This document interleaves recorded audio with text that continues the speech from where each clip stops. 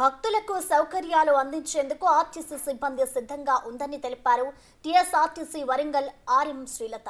15,000 మంది సిబ్బంది విధుల్లో ఉంటారన్నారు. భక్తులు వారి వారి గమ్యస్థానాలకు సురక్షితంగా వెళ్లేలా ఏర్పాట్లు చేశామంటున్న ఆర్టీసీ రీజనల్ మేనేజర్ శ్రీలతతో మా ప్రతినిధి Ram Prasad face to face.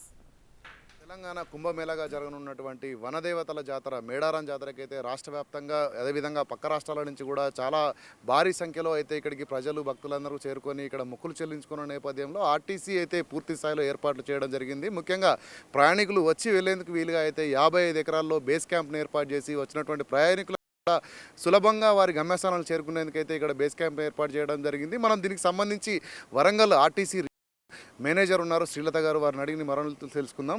Madam చెప్పండి, ఇక్కడ ఈ బేస్ క్యాంప్ ఉద్దేశం ఏంటిది? ఏ విధంగా వారి గమ్యస్థానాలకు చేరుస్తూ ఉన్నారు? ఇక్కడ మీరు చూస్తున్నారండి, ఇది 55 ఎకర్స్ ఆఫ్ ల్యాండ్లో క్యూ లైన్స్ ఏర్పాటు చేయడం జరిగింది. 47 క్యూ లైన్స్. భక్తులు ఈ క్యూ లైన్స్ ద్వారా బస్సుల్లో ఎక్కటం జరుగుతుంది. సో ఇక్కడ టికెట్ ఇష్యూయింగ్ అనేది ఉండదండి. బస్సుల్లో భక్తులు ఎక్కి వెళ్ళిపోతారు. మనము తాడ్వా ఏరియాలో ఒక 10 ఎకర్స్ ఆఫ్ ల్యాండ్ తీసుకున్నాము. అక్కడ టికెట్ ఇష్యూయింగ్ అనేది అక్కడ చేస్తామండి. అక్కడ ఒక 200 కండక్టర్స్ ఉంటారు ఈచ్ షిఫ్ట్లో. అంటే ఒకటేసారి మినిమం 50 బస్సెస్కి టికెట్స్ ఇవ్వడానికి ఏర్పాట్లు చేయడం జరిగింది. సో ఇక్కడ ఒక 2000 బస్సెస్ ఎప్పుడు పార్కింగ్లో ఉండేటట్లు ఏర్పాట్లు చేసుకున్నాము.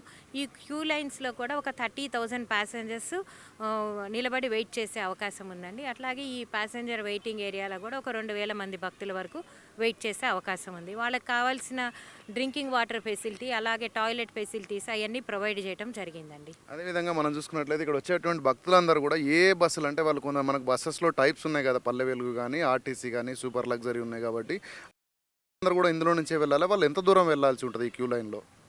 అంటే జనరల్గా మనకి హైదరాబాద్ నుంచి వచ్చే భక్తులు సూపర్ లగ్జరీ ఏసీ బస్సులు కోరుకుంటూ ఉంటారండి.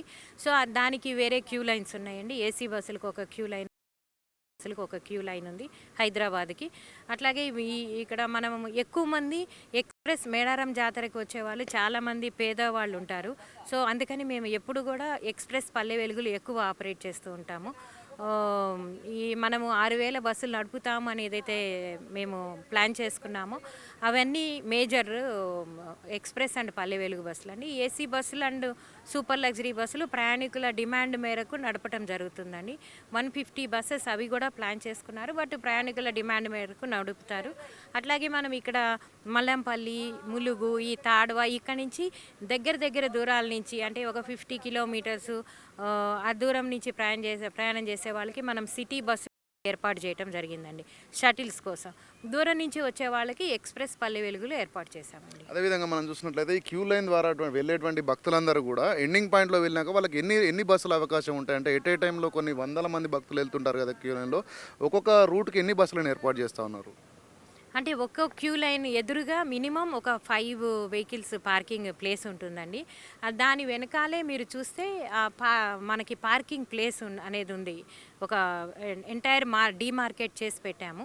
సో ఆ పార్కింగ్ ప్లేస్లో ఉంటాయి. ఇక్కడ ఒక 2 బస్సులు ఉండగానే మేము ప్రతి బూత్కి ఒక ఇన్ఛార్జ్ పెడతామండి ఈ క్యూ లైన్స్ దగ్గర.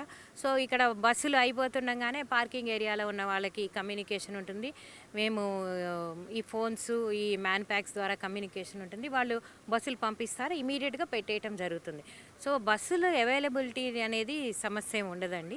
కాకపోతే తిరుగు ప్రయాణం చేసేటప్పుడు అంటే గురువారం మధ్యాహ్నం అండ్ శుక్రవారం అందరూ అప్పటి వరకు 3-4 రోజులుగా వచ్చి ఇక్కడ ఉంటున్న జనం అందరూ ఇద్దరు అమ్మలు గద్దె మీదకి రాగానే చూసి ఒకటేసారి తిరుగు ప్రయాణం చేయాలని అనుకుంటారు. ఆ టైంలో కొంచెం రద్దీ నెలకొంటుంది. బస్సులు ఉన్నా కానీ బస్సులు దొరకవేమో అనే ఆందోళనతో వాళ్ళు కొంచెం త్వరగా వెళ్ళాలి అనే దాంతో ఒకటి ఉంటారు. దానివల్ల క్యూ లైన్స్ నుంచి బయటికి రావడానికి ప్రయత్నిస్తారు. అలా బయటికి రాకుండా ఉండటానికి పోలీసులు మాకు చాలా హెల్ప్ చేస్తారండి. ఈసారి రద్దీ ఎక్కువగా ఉంటుంది కాబట్టి పోలీస్ ఫోర్స్ కూడా ఎక్కువ పెట్టారు ఇక్కడ మా టెంపరీ బస్ స్టేషన్లో. పోలీసు సహకారంతో మేము విజయవంతంగా ఈ జాతర ఆపరేషన్స్ నిర్వహిస్తామని నేను మనస్ఫూర్తిగా నమ్ముతున్నానండి. రైట్.